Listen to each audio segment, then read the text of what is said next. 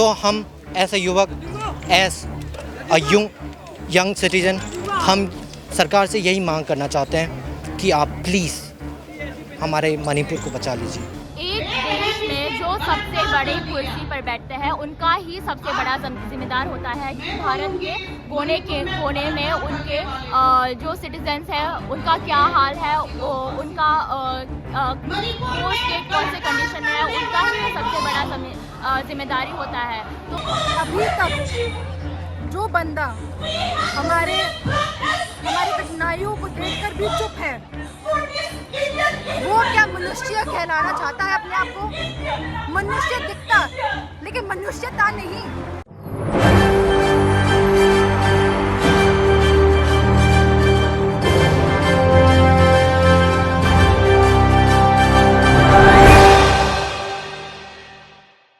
कुछ युवा हैं, उनसे जानते हैं कि किस तरीके से युवाओं को मणिपुर की ये हिंसा प्रभावित कर रही है। आप लोग यूथ हैं मणिपुर के, हमने देखा कि एक यूथ रैली निकलती है और उसके बाद से मणिपुर जलना शुरू हो जाता है। वो भी एक पर्टिकुलर जो कॉन्टिन्यूस इंसिडेंस है उसमें एक ऐड ऑन होके हिंसा शुरू होती है। यूथ किस तरीके से मणिपुर का इसका सॉल्यूशन देख रहा है और यूथ की क्या मांग है कि कितना जल्दी इस प्रॉब्लम का सॉल्यूशन हो। जी, मेरा नाम है भगत। नमस्ते मेरे प्रिय भारतीय नागरिकों, मैं आपसे एक चीज़ बताना चाहूँगा। मैं मणिपुर से हूँ और मेरा नाम भगत है। मेरे पापा ने मेरा नाम भगत इसलिए रखा ताकि मैं देशभक्त बनूँ। आज वो वक्त आ गया है, मुझे लग रहा है, क्योंकि जैसे आपने बताया घटना का क्रम आप जिस हिसाब से बता रहे हैं वैसे ही बता सकते हैं जैसे हुआ, लेकिन हम जो बाहर पे पढ़ने के लिए आए हैं, कामकाज के सिलसिले में रह रहे हैं, तो उनको वो सब देखने के लिए हमें उतना टाइम नहीं मिलता। लेकिन प्रतिदिन कितने महीनों से, अभी 3 महीने हो गए, 90 दिन हो गए और अब तक कुछ सुझाव नहीं आया है, कुछ विजिबल सॉल्यूशन नहीं आ रहे हैं।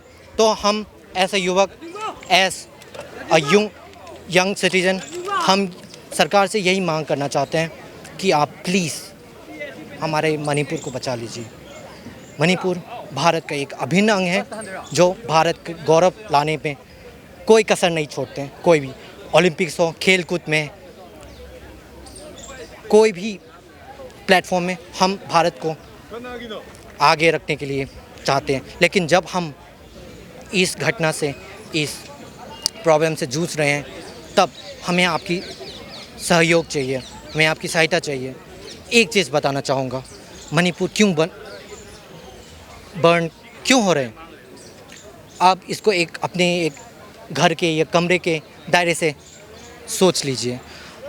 आपका घर अगर सुरक्षित रखना है तो सबसे पहले आप अपना दरवाज़ा खोल के न रखें ताकि चोर डकैती ना घुस पाएँ। ठीक उसी प्रकार मणिपुर का जो इंटरनेशनल बॉर्डर म्यांमार के साथ है उसको प्रॉपर्ली सील कर दीजिए, प्रोटेक्ट कर दीजिए।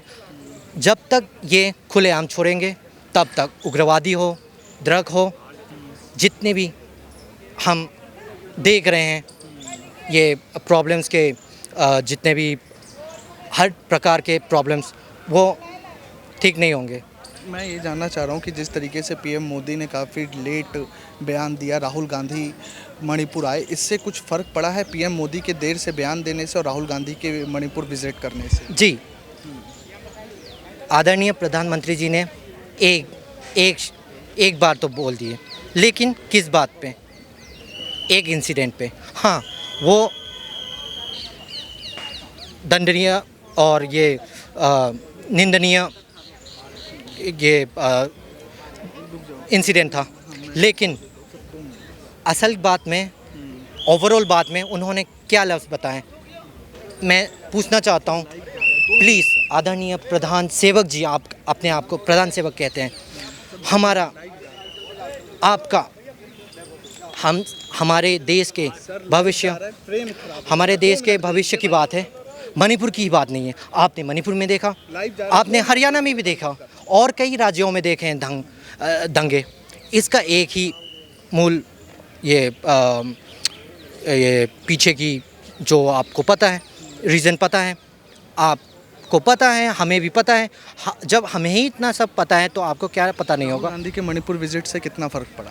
लोगों को थोड़ा प्रोत्साहन हुआ है, थोड़ा सा जैसे कोई मतलब अब आपके कंधे में हाथ रखते हैं तो थोड़ा बहुत सुकून महसूस होते हैं, उस हिसाब से आम नागरिक को महसूस हुआ है। लेकिन हम राहुल गांधी जी हो, आदरणीय प्रधानमंत्री जी हो, सभी से हम अनुरोध करना चाहते हैं, आने वाले चुनाव के लिए 5-5 सालों के लिए आप नीति बनाने के लिए, चुनाव जीतने के लिए ही ये प्रदर्शन या बयानबाजी मत कीजिए प्लीज़। आगे की आने वाले 5 साल 10 साल को छोड़िए, एक पीढ़ी आएंगे, 2-3 पीढ़ी आएंगे, 50-100 साल, इसके बारे में, हमारे भविष्य के बारे में सोचिए। ठीक है, बहुत थैंक यू। Thank you. तो ये हमने आपको दिखाया कि किस तरीके से मणिपुर जो मैतेई समुदाय है बेसिकली वो उन्होंने आज एक दिन का प्रोटेस्ट रखा था, और युवाओं की अपनी एक अलग सोच है, बुजुर्गों की अलग सोच है, बुद्धिजीवियों की अलग सोच है। अब एक तरीके से पूरी तरीके से व्यवस्था ख़त्म हो गई है, लोग अपने घर चले गए हैं, और जिस तरीके से पुलिस का डिप्लॉयमेंट है, अब ये है कि बाद की व्यवस्था को सुचारू रूप से समेट दिया जाए और लोग अपने अपने घर ठीक रूप से चले जाएं। इस बात को पुलिस अब एश्योर। एक देश में जो सबसे बड़े कुर्सी पर बैठते हैं उनका ही सबसे बड़ा जिम्मेदार होता है कि भारत के कोने में उनके जो सिटीजन्स हैं उनका क्या हाल है, उनका वो स्टेट कौन से कंडीशन में है, उनका ही सबसे बड़ा जिम्मेदारी होता है। तो फिर अगर उन्होंने खुद ने बोला था कि अगर एक राज्य को कोई संभल नहीं सकता तो फिर उस राज्य के ऊपर बैठने का उनका कोई लायक नहीं है। तो फिर मोदी जी, मैं कहना चाहूँगी आपसे भी कि अगर आप विदेश जाके दुनिया के बड़े बड़े लोगों को गले लगा सकते हो तो फिर आप मणिपुर जाके उनको गले क्यों नहीं लगा सकते, उनसे हाथ क्यों नहीं मिल सकते, जिनको जो इस एथनिक वायलेंस से बहुत अफेक्टेड हैं, जिनके परिवार मरे हुए हैं, जिनके पास खाने पीने के लिए अभी कुछ नहीं बचा है। आज जब बीरेन सिंह जी हमारा जो सीएम है मणिपुर का, जब वो भी पर्सनल नफरत की वजह से कम्युनल लाइन से हमारे ऊपर ऐसा कुछ जो घटना घटा है, हमारे ऊपर ये हमला हो रहा है, उनका ही सपोर्ट की वजह से है। जब वो कर रहे हैं तो फिर सेंट्रल भी चुप क्यों है या भारत का सरकार चुप क्यों है, इसे रोकने के लिए कुछ क्यों नहीं करें। अगर प्रधानमंत्री उनके ऊपर उन गुनहगारों के ऊपर जो सजा देना चाहिए उनको अगर वो दे दे तो फिर पता नहीं, शायद एक नया उम्मीद भी आ सकता। पर जो बीरेन सिंह है, हम तो उन्हें कभी भी माफ़ नहीं करेंगे, क्योंकि उन्होंने एक सीएम का जिम्मेदारी होता है उनके जो स्टेट में, चाहे किसी भी कम्युनिटी किसी भी भाषा बोले, उनका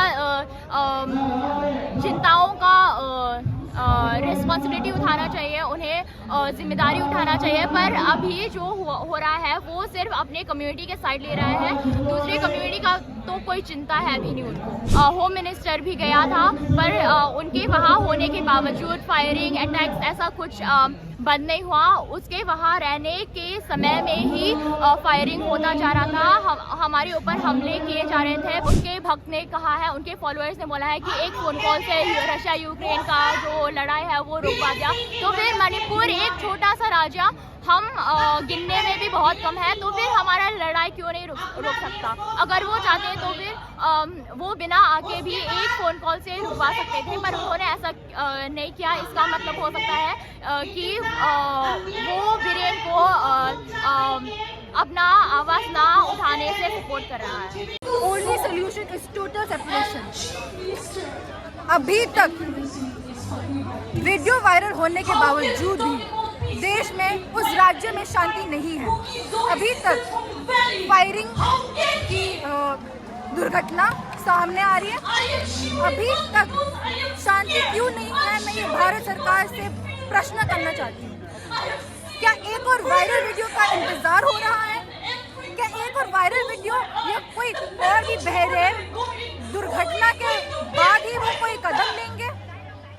ये सब नहीं होता अगर भारत सरकार समय पर इंटरवीन कर रही है। मैं बस एक ही चीज़ कहना चाहती हूँ हमारे प्रमुख प्रधानमंत्री मोदी जी को कि हम भी भारतवासी हैं, हमारे अंदर भी भारत का खून है, तो हमारे साथ ये अंतर क्यों? हमारे साथ ये भेदभाव ना करके हमारी चीखों का जवाब दीजिए, कोई कदम उठाइए जिससे शांति हो, जिससे हमारे भाई बहन की और मृत्यु ना हो, ताकि हम भी अपने हक के लिए लड़ सके, जिंदा रहे। जितना गुजरात उनके लिए मायने रखना होता है, उतना मणिपुर भी मायने रखना चाहिए, क्योंकि हम भारतवासी हैं, हम इलीगल इमिग्रेंट्स नहीं है। आधार कार्ड है हमारे पास, आधार कार्ड से दिखता है कि हम भी भारतवासी हैं और हमारा भी हक है, इस मिट्टी पर हमारा भी हक है। आपने कभी सोचा था कि देश का प्रधानमंत्री आप लोगों को इग्नोर करेगा, आपकी बात नहीं सुनेगा? ये तो मैंने कभी सोचा नहीं, बट चाहे कितनी भी देरी हो जाए, बेटर लेट देन नेवर। इसलिए मैं ये विनती करती हूँ, पूरे तहे मन से विनती करती हूँ कि प्रधानमंत्री, भारत सरकार, हमारी जनसंख्या, हमारी पूरे भारत एकजुट होके इस अन्याय के खिलाफ एक कदम उठाए, जल्द से जल्द। हम कब से चीखे हैं, हम कब से चिल्लाए हैं, और ये कल की बात नहीं है, ये मई की बात है।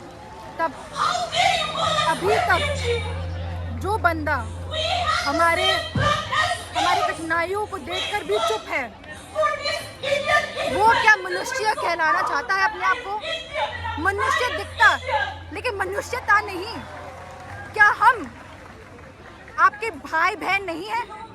क्या आप हमारे हक के लिए ना लड़ोगे जैसे आप अपने भाई बहनों के हक के लिए लड़ोगे?